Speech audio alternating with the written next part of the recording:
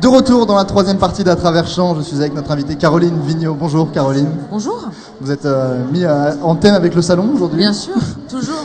Alors, vous cartonnez au Palais des Glaces de Paris avec votre spectacle Caroline Vigneault, Requitte la robe. On va revenir exactement sur ce terme, Requitte la robe, qui a commencé le 10 janvier dernier. C'est jusqu'au 1er avril 2017 évidemment. Et si je n'avais qu'un seul conseil à vous donner à tous, c'est d'y aller, tout simplement. Une bonne dose de rire et de connaissances. On va également revenir sur ce terme précis de connaissances avec votre One Woman Show. Et si j'avais une première question à vous poser justement, elle concerne ce terme de Requitte la robe. On peut lire sur le site internet du Palais des Glaces que Requitte la robe est fait à la demande générale. C'est vrai ? Bah, c'est la demande générale de mon banquier, déjà, de ma mère qui l'a toujours pas vu, donc il s'est dit que ce serait une bonne occasion de le voir. Elle l'a toujours pas vu ? Non, mais elle m'a promis qu'elle viendrait. Elle a promis, donc il y a un progrès. Également, dans votre spectacle, vous revenez notamment sur votre transition entre le métier d'avocate et celui d'humoriste, donc le métier d'avocate que vous avez exercé entre 2000 et 2007, exactement. Pourquoi un tel changement, une telle transition ? Parce que je me suis rendu compte, voyez-vous, qu'on n'a qu'une seule vie et qu'il fallait en profiter et que malheureusement, j'aurais bien aimé en avoir plusieurs, mais non, je ne crois pas en la réincarnation. Donc je me suis dit, bah voilà, il faut que je profite de cette vie au maximum et le fait d'avoir été avocat n'aurait pas suffi à la remplir. Donc j'ai fait une partie de ma vie en tant qu'avocate pendant près de 7 ans et maintenant je suis dans cette nouvelle vie de comédienne et puis bah pourquoi pas la prochaine, je sais pas. Vous savez pas encore, on verra pour la prochaine. Il paraît que vous quittez le cabinet en 2008. Alors le cabinet, excusez-moi pour la prononciation d'avance, le cabinet Dewey et Leboeuf. Dewey Leboeuf, un très mauvais accent anglais. Et il paraît même que le cabinet vous a proposé une augmentation pour vous convaincre de rester à ce moment-là. C'est vrai. En fait c'est vrai, mais quand j'ai démissionné, mon patron, lui, il savait pas que je changeais de vie. Et je lui ai pas dit, donc il était persuadé que j'allais dans un autre cabinet. Et donc il m'a dit, bon bah ok, combien ? Je dis combien, pourquoi ? Il fait, allez, combien ? Il pensait effectivement que vous alliez chez la concurrence, oui, finalement. C'est ça, mais il pouvait pas imaginer que je changeais complètement de vie quand je l'ai dit à personne en fait. Donc personne dans le cabinet d'avocat ne savait que vous partiez finalement pour personne, même mes parents ne savaient pas. C'est-à-dire que mes parents, je leur ai pas annoncé que j'allais changer de vie. Je leur ai annoncé une fois que c'était fait. Un jour, je leur ai dit, au fait maman, je vais te dire, je suis pas avocate. Alors nous sommes allés voir votre spectacle, c'était il y a 2 jours, c'était jeudi soir, et oui, nous étions là. Et vous avez notamment déclaré à un moment à un petit garçon de 7 ans que... Je sais pas si vous vous en rappelez, que vous étiez nu sur l'affiche justement pour décourager les parents d'amener leurs enfants. Est-ce que c'est vrai ou est-ce que c'est simplement une blague ? Non, c'est une blague. En fait, la nudité sur l'affiche, elle s'explique par plusieurs choses. La première, c'est que moi, j'avais pas de formation théâtrale. Donc mon premier spectacle s'appelait L'été d'une fée. J'avais créé un personnage de fée qui rentrait dans mon corps et qui me faisait faire n'importe quoi. Ce qui voulait expliquer que c'était jamais moi sur scène et ce qui me rassurait parce que du coup, quoi que je fasse... Florent, quand même. Oui, les cours Florent, mais j'ai fait 1 an. Donc c'est pas ce qui m'a vraiment appris la scène. Et du coup, ces personnages dans lesquels je me cachais, ça m'arrangeait. Sauf qu'à un moment donné, quand j'ai commencé à grandir, à apprécier la scène et à assumer ce que je disais, je me suis dit, j'ai envie d'être moi maintenant. J'en ai marre de me cacher derrière cette fée qui rentre dans moi. Et donc j'ai décidé de me mettre à nu. Et pour la première fois, d'où l'affiche. Et puis ce qui allait très bien en plus avec le titre que j'avais choisi, qui était Quitte la robe. Donc voilà, c'était une mise à nu pour dire, voilà, maintenant j'assume ce que je dis, j'assume ce que je fais et je vais parler de moi. Alors d'ailleurs, parce que je veux parler d'un enfant de 7 ans, on croise un public vraiment de tout âge dans la salle. Il y a aussi bien des enfants en bas âge, des adolescents, des jeunes adultes, que des personnes un peu plus âgées. Vous vous arrêtez même assez souvent dans le spectacle pour traduire des termes ou présenter des personnages aux plus jeunes ou à l'inverse aux plus âgés. Vous vous placez un peu en intermédiaire en fait entre 2 générations. Vous vous sentez un peu dans cette position d'intermédiaire ? Ben c'est surtout que moi j'ai reçu une certaine éducation avec une certaine façon de parler, une façon de s'exprimer, très catho, voilà. Et je suis vraiment très attirée par la culture urbaine. J'adore le rap et parce que je trouve que ce qu'ils font avec la langue française est passionnant. Des exercices de style que je trouve merveilleux. Je trouve que franchement, alors je parle pas de tout le rap français, mais une grosse partie du rap français, voilà. Et ça correspond pas vraiment à ma culture et du milieu où je viens. Très opposé à votre éducation à la base. C'est ça. Mais j'ai une passion pour la langue française, pour l'art oratoire et franchement, avec le rap, on a des magnifiques trouvailles. Donc j'essaye d'expliquer à des gens. Il faut pas se rebuter. Effectivement, c'est pour ça que je beatbox.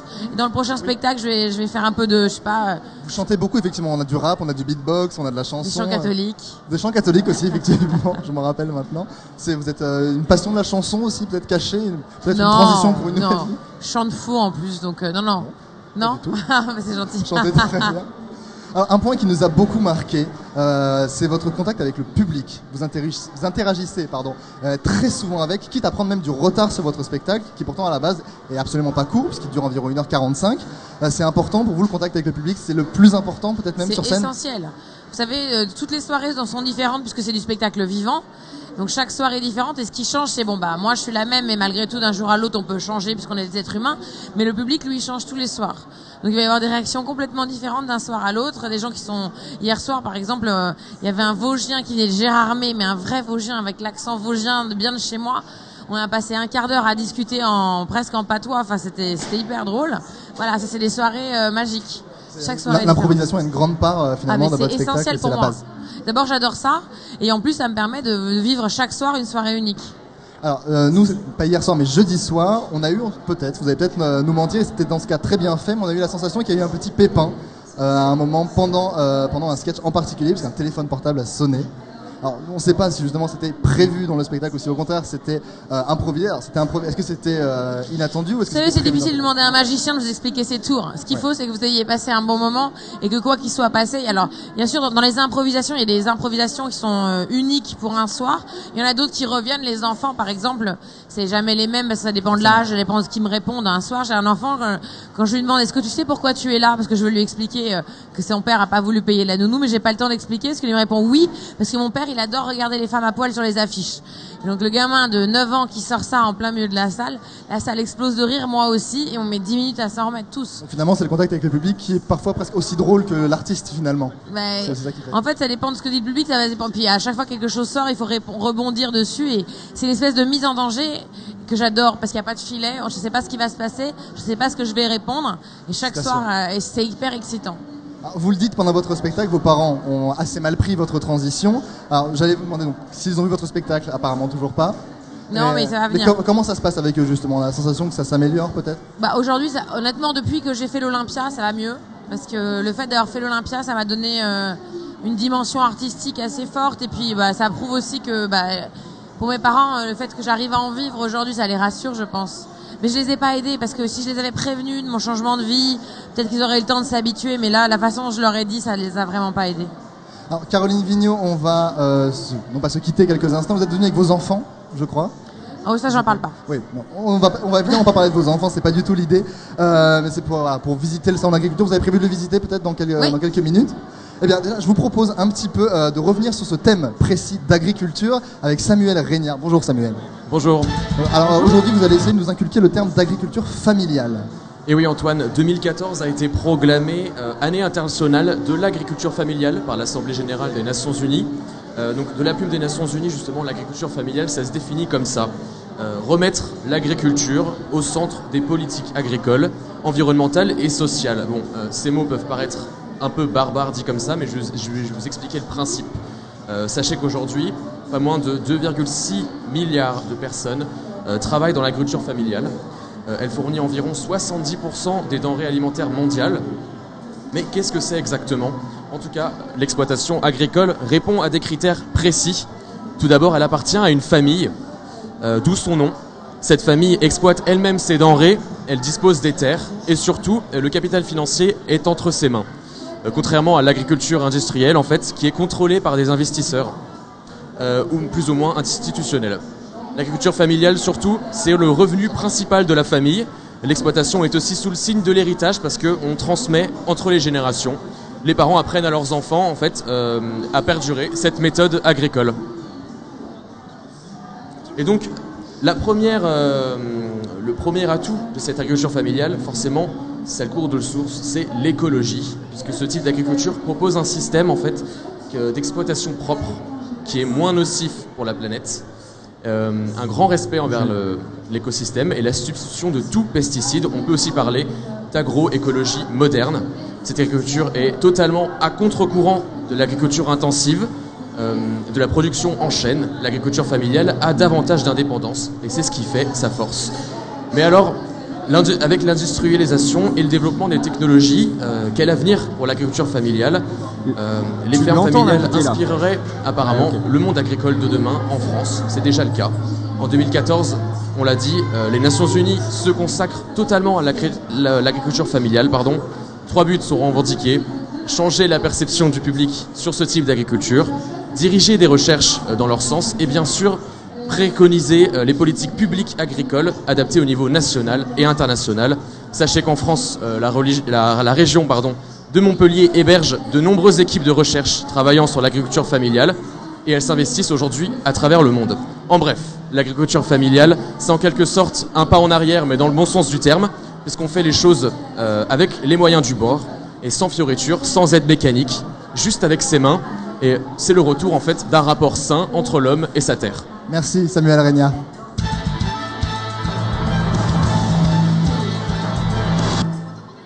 Alors, Caroline Vignon, vous étiez familière avec ce terme d'agriculture familiale? Non, pas spécialement, mais vous savez, moi j'ai grandi dans les endroits, dans les Vosges, et en Seine-et-Marne, donc l'agriculture je connais bien. Vous connaissez bien. Et qu'est-ce que vous espérez peut-être apprendre aujourd'hui au salon de l'agriculture?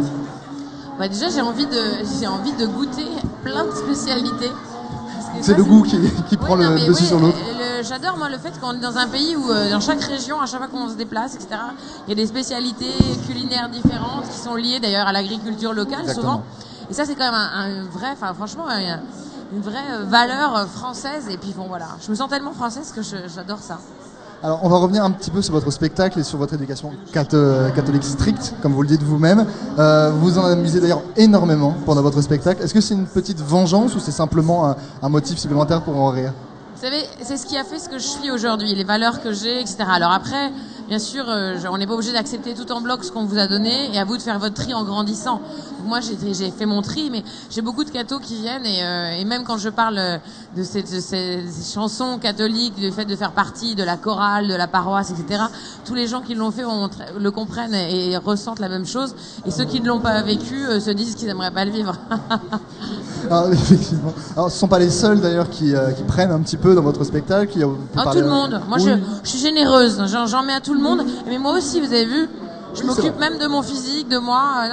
Tout le monde. C'est important, il faut rire de vous-même avant de pouvoir rire de la première chose. Je peux pas me moquer des autres si je me moque pas de moi. D'autant plus que souvent, alors je sais pas si je l'ai fait le soir où il y avait, c'était Célian, là, vous étiez là. Exactement. Et le petit garçon, souvent je leur explique ce que c'est que le second degré, parce que j'ai réalisé que les enfants n'en avaient pas.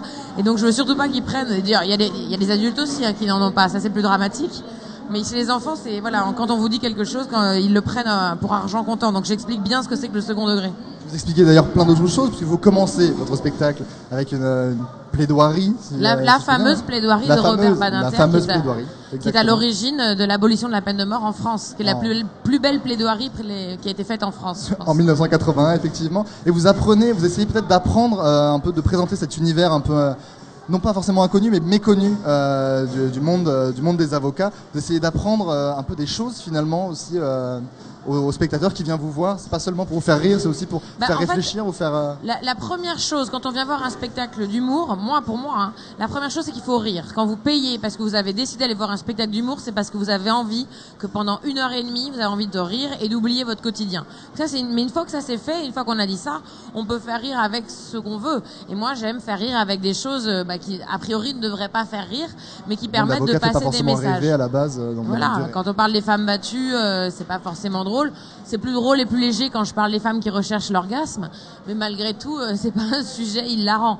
Et ce que j'aime, c'est prendre un sujet et le tordre pour qu'il devienne drôle. Parce que pour vous, on peut rire de tout, tant justement qu'on le tord correctement. Ah ouais. Mais heureusement, surtout dans un pays comme le nôtre, et c'est la liberté d'expression, c'est la base d'un état de droit. Et heureusement, moi, ma seule limite, c'est ce qui me fait vraiment pas rire. Donc quelque chose qui ne me fait pas rire, où j'arrive pas à trouver la faille pour le prendre d'un côté humoristique, mais sinon j'ai aucune autre limite. Quelque chose qui ne fait peut-être pas rire énormément, c'est non pas la fin de votre spectacle, c'est le message que vous essayez de faire véhiculer à la fin. Si vous voyez, je pense que vous voyez exactement où je veux en venir. Tout de suite, vous remerciez le public d'être venu pour une raison bien précise, d'être venu tout simplement, d'être sorti, d'être allé au théâtre. On vous sent même très investi sur ce point, très très touché par les attentats qui ont pu se passer à Paris, à Nice il y a quelques temps. C'est aussi ça le théâtre, justement, c'est le partage entre l'artiste et le public, l'effort des deux côtés. De toute façon, c'est forcément ça, mais là, d'autant plus que la façon dont nous attaquent les terroristes aujourd'hui, c'est justement sur tout ce qui est le plaisir. Soit quand vous voyez ce qui est passé à Charlie Hebdo, c'est parce que c'est de l'humour. Faut pas oublier qu'ils n'étaient pas contents de ce qu'ils disaient, mais c'était de l'humour. Après, on aime ou on n'aime pas cet humour, c'est même pas le problème.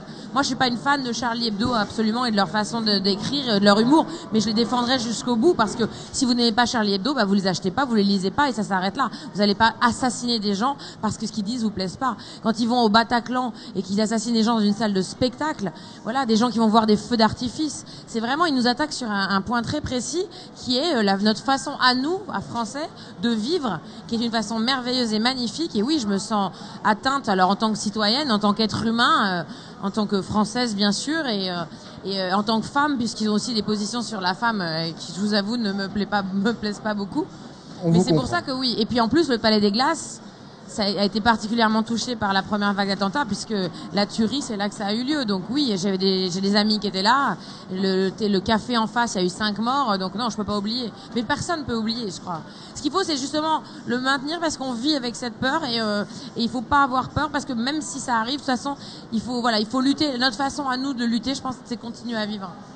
Effectivement, c'est un très beau message en tout cas, Caroline. Non, mais c'est sincère, vraiment. Oui, c'est d'autant plus beau justement.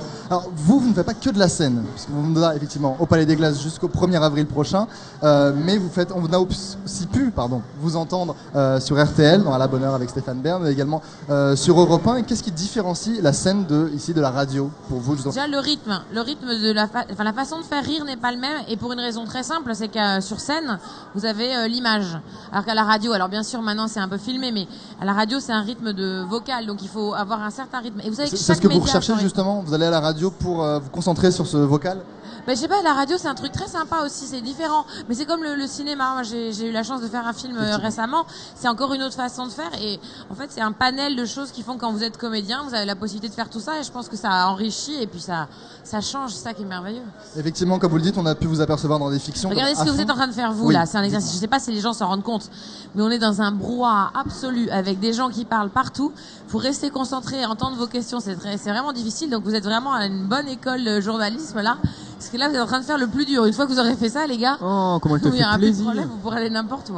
Mais la beauté, c'est surtout de parler, d'être là dans le salon d'agriculture avec tous les gens qui sont présents autour de nous, qui nous écoutent, qui traversent. Et au final, le brouhaha, je pense qu'on l'entend très vite, plus du tout justement, qu'on est à la fois dans une bulle entre nous et tous ensemble. C'est très étonnant. Mais c'est surtout très agréable. Ah, ça c'est sympa. Merci en tout cas Caroline Vigneault d'avoir Avec pris plaisir. le temps de répondre à nos questions. Est-ce que vous voulez peut-être rester pour la chronique de Bien Loïc sûr, Hébert? je suis venue pour ça, pour sa magnifique. chronique. Pour la chronique Merci, de Caroline. Loïc Hébert. Alors. Simplement la seule. Alors vous, Loïc, en ce salon de l'agriculture, il est important de faire honneur évidemment à tout ce secteur agricole qui fonctionne si bien.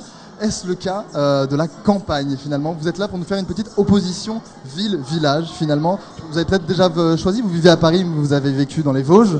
Ouais. Plutôt ville ou plutôt campagne, Caroline Vigneault? Moi je suis rat des villes et rat des champs, j'adore les deux. J'ai bah. besoin des deux en fait. J'ai Besoin besoin de la des deux. ville, parce que pour ce qu'elle apporte comme énergie, comme sortie, etc. Mais j'ai aussi besoin de la campagne pour me ressourcer, d'abord nettoyer mes poumons régulièrement. Bonjour Loïc. Bonjour Antoine, vous m'avez volé ma question. Ah pardon, désolé. Ah, Ça commence bien. vous faites comme si vous reposez là, je ferais comme si je l'avais pas eu. Y a pas de souci. Voilà. Bonjour, Vous allez voir, Caroline. Je suis une bonne comédienne. Alors Antoine, comme vous l'avez très bien dit, comment pourrait-on faire fonctionner le secteur agricole sans l'existence de la campagne? Eh bien on ne pourrait manger tout simplement, puisqu'on le rappelle, ce sont les agriculteurs qui nourrissent la planète en grande partie, et on ne pourrait donc vivre. Il est donc important de faire un rappel à tous ces citadins parisiens, lyonnais, bordelais, marseillais, que la ville c'est bien oui, mais la campagne c'est bien mieux. Et donc pour cela, vous allez nous parler d'un village, c'est ça? Alors plus une grande ville qu'un petit village, hein, c'est ça Antoine. Aujourd'hui le match se déroule en Ile-de-France, puisqu'on va commencer par la capitale pour cette On opposition. parle de match carrément. Pardon? On parle de match. Carrément. Exactement, et Paris sera opposé à la ville de Pontoise. D'accord, pourquoi c'est mieux de vivre à Pontoise qu'à Paris justement? Alors plusieurs raisons On à est cela loin de la Antoine. campagne les gars là quand même. Hein. Ah bah je sais pas, c'est On pas est moi, loin de je la n'ai rien campagne, préparé. hein. On est à mi-chemin un petit peu entre la ville et la On fait campagne. une transition peut-être légère. C'est petit ça, à on va petit. aller Ça, c'est une étape par transition étape. légère. Et vous reviendrez en fin de semaine prochaine, Caroline Vigneault.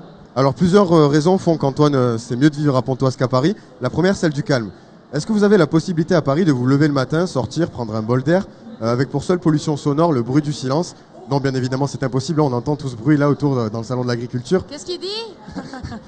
Exactement. Alors évidemment, c'est impossible. Hein, le bruit des voitures ou le bruit des Parisiens qui s'adressent entre eux avec grand amour finalement. Voilà, Un ça langage semble assez fleuri et très difficile poétique. de vivre dans le calme.